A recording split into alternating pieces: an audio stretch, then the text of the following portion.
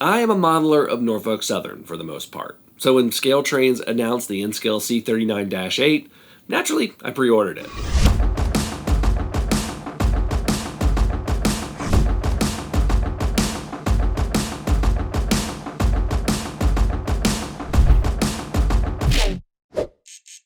This is the ScaleTrains N Scale Rivet Counter C39-8. These locomotives were in service with Norfolk Southern and Conrail in the latter part of the 20th century. Now, Rivet Counter is the high detail line of products that ScaleTrains offers, and it's the highest detail that they offer in N-Scale.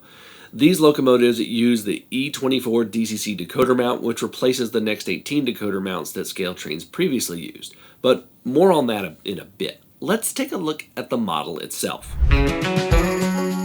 The model is insanely detailed for an N-Scale model. The plastic molded pieces are sharp and have virtually no evidence of flashing. There are loads of separately applied and painted details, including tiny signage like what you see here. And the locomotive is just a beautiful model to look at. It also runs well. Just check it out.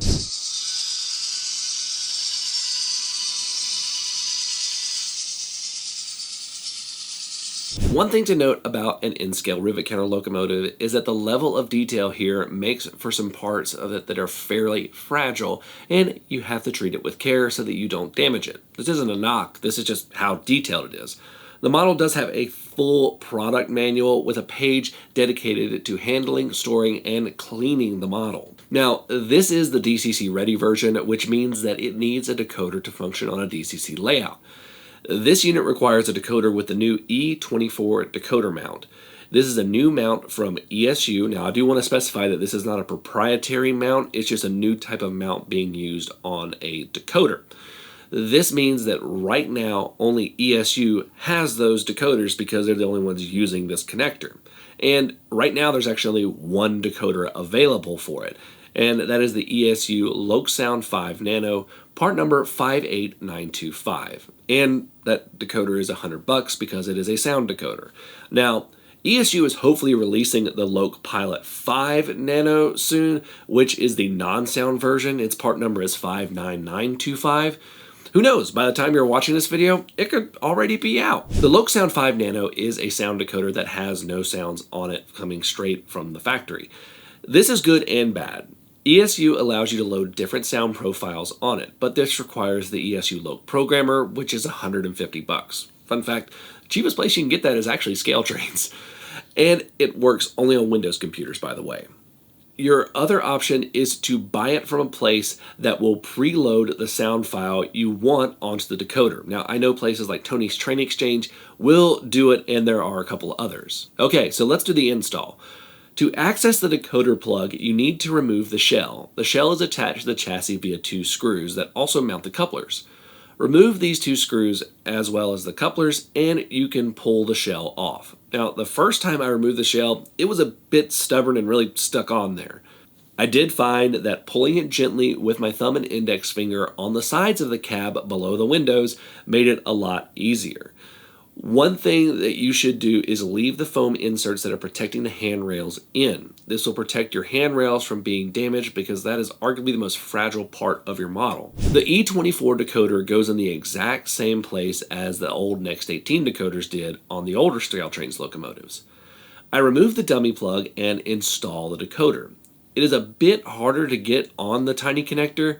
If you're fat-fingered like me, you can remove the board by taking out two screws that hold it, and you'll have enough slack in the wires to move the board and make the install a lot easier. But it does click in like a Next 18. Now, I have an ESU LokProgrammer on an older computer, so I went ahead and programmed it myself, and that's a whole other video that I won't go into, and people have already done videos onto it. I'll link one right up here just so you can check it out.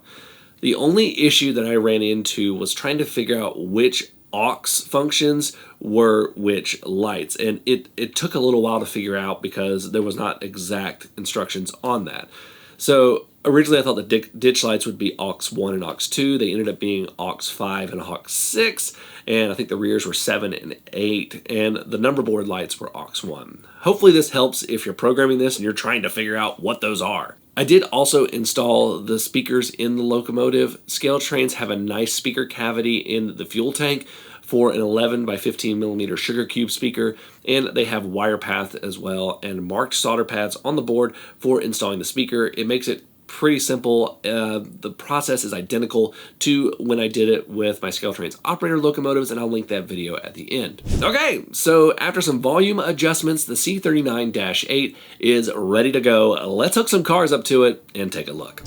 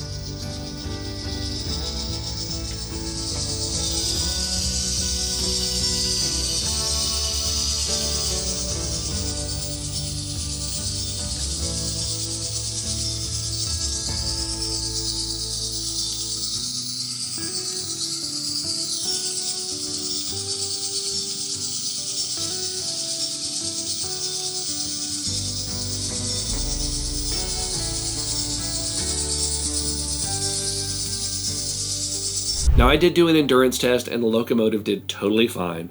I really like this model. I like the way it looks and I like the way the Locomotive looks. I've always been a fan of EMDs and GEVOs, but I kind of want more C39s now. I'll have to really think about that. I may have to pick up another one.